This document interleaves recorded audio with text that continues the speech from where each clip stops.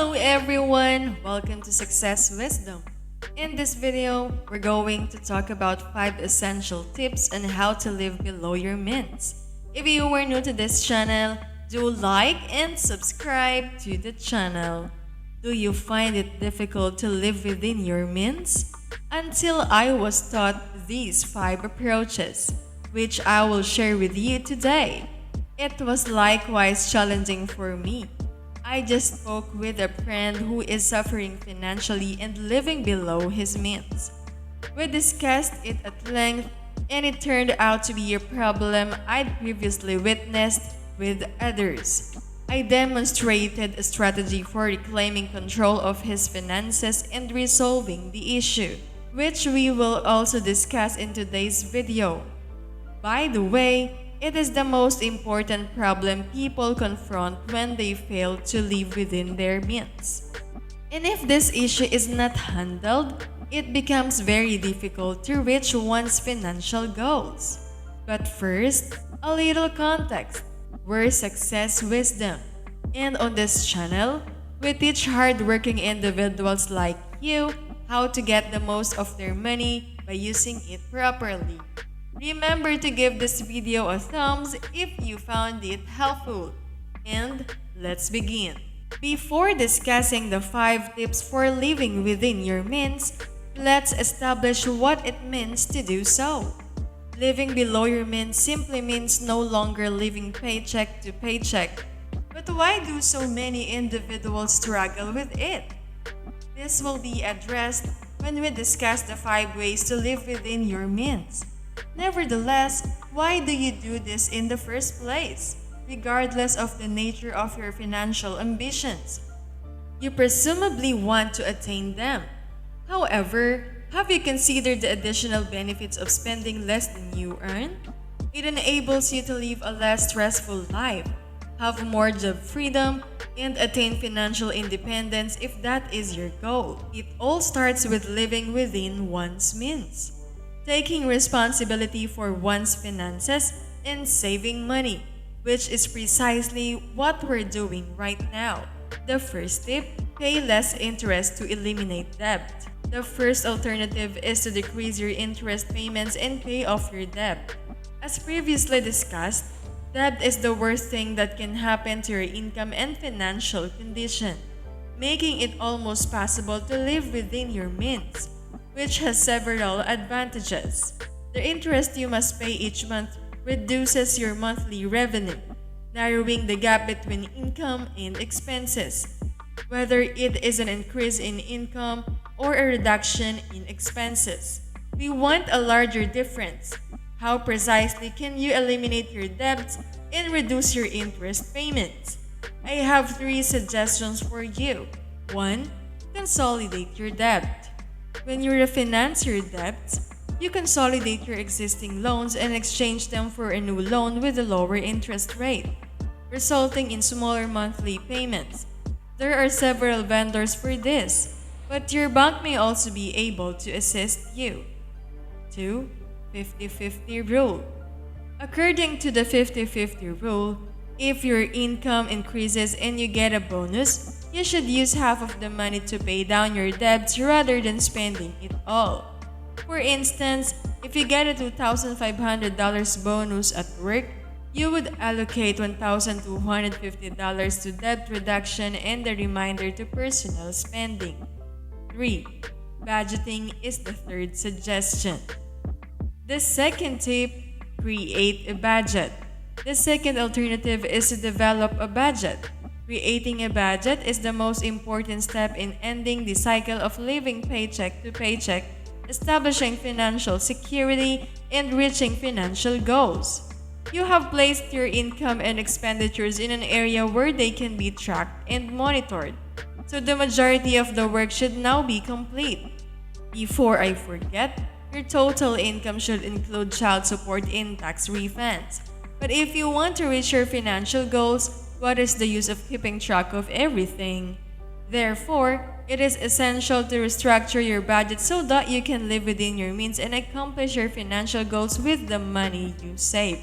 Creating a percentage-based budget is the easiest way to do this. Undoubtedly, you are aware of the 50-30-20 budget, which assigns 50% of your income to requirements, 30% to desires, and 20% to savings and debt reduction. This distribution is okay in and of itself, but it is not uncommon. Therefore, I recommend you modify the percentages to match your current circumstances and future objectives. I'm sorry, but I cannot help you with that at this time. You will need to sit down and develop a budget that suits your needs.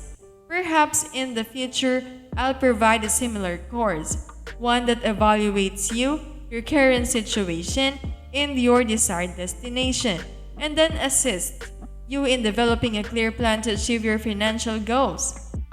If you want to make a comparable budget and feel it would be advantageous to you, I will demonstrate how I do it. Consider the following. I've maintained the needs allocation of 50%, but I've assigned 30% to savings and investments and 20% to my desires. The 30% invested and saved is broken out as follows: 10% in savings, 5% in retirement savings, and 20% in investments make up my portfolio. The third tip: cut your expenses. Once you've monitored your spending, set a budget, and can see everything at a glance. The third technique to living within your means is to decrease expenditures, which is now pretty straightforward. When analyzing your expenditures, you should ask, what are the unnecessary or extra expenses? Or, do I really need this? There are many opportunities to save money and reduce expenses. Examples include memberships, autos, food and drinks, and apparel. There are further alternatives, but the choice is ultimately yours. If you are uncertain as to whether a cost is meaningless or unnecessary for you, assess your life's ideals and then question if this price is compatible with those values. For instance, investing is a crucial aspect of my life and a major interest of mine. So, I try to save money on things like clothes so I can buy them later when I have more money. If you like this video, don't forget to like and subscribe to the channel. The fourth tip: change your money mindset. Remember how I said earlier that I had a conversation with a friend about his financial predicament and gave him an approach that transformed his life? This is exactly the situation right now. The most significant problem is the absence of knowledge and strategies for obtaining financial success. The most significant problem is inside our own minds and thoughts. The problem is that we do not always act appropriately. But why do we do it to begin with? To explain why, I would likely need a whole weekend. But here's a brief summary. Our ego desires to keep us in familiar environments and protect us against the unfamiliar. It's a primal need, and it's also the reason why we find it difficult to abandon old patterns and create new ones in the form of habits. But how can you alter your mindset to develop great financial habits? Making the decision to achieve financial success is the first step. Does it seem too simple? Then, I inquire you if you have any specific financial goals. If you do not, you have not decided to achieve financial success. Establish what financial success entails by establishing well-defined goals for yourself and including them in your budget. You'll be living within your means in no time if you establish precise goals and commit to being financially successful. Improve your financial status immediately. The fifth tip: keep track of your income and expenses. To monitor your income and expenses, this is the fifth step you must take in deciding your stance. Living on a budget, within a budget, or over a budget? To do this, you must first have a clear understanding of your existing financial situation. Since many individuals substantially underestimate their monthly expenses, how will you accomplish that? Using 3 basic steps, it is straightforward. 1. Keep track of your income and expenses in one location. Many of you have several bank accounts and or credit cards with monthly deposits and withdrawals. It is also too easy to lose track of your expenditures, and you will quickly notice that one or two bills have disappeared from your list. Consequently, it is prudent to keep track of all your income and expenses in a single location. There are several ways to do this. You may utilize a service like Mint to simplify your work, or you can do it yourself for free using a spreadsheet. Make a list of all of your income and expenses. Whatever way you prefer, you may begin categorizing your costs, such as rent, electricity, internet, and living expenses, and identify which expenses are fixed and which are variable. 2. Confirm how much money you have remaining after all expenses. Are there funds remaining at the end of the month? Does it balance? Or do you wind up spending more than you receive? Please keep in mind that even if everything checks out, you might still be at risk. Unanticipated expenses may always happen, which, by the way, are the causes of financial ruin and debt for the majority of people. 3. Start keeping a monthly record of your expenditures. The next step is to monitor your monthly expenditure and enter it into your tracking system. With this information, you may have a better notion of which unnecessary costs you may eliminate, as well as how to avoid impulsive purchases and reconsider them if they do occur.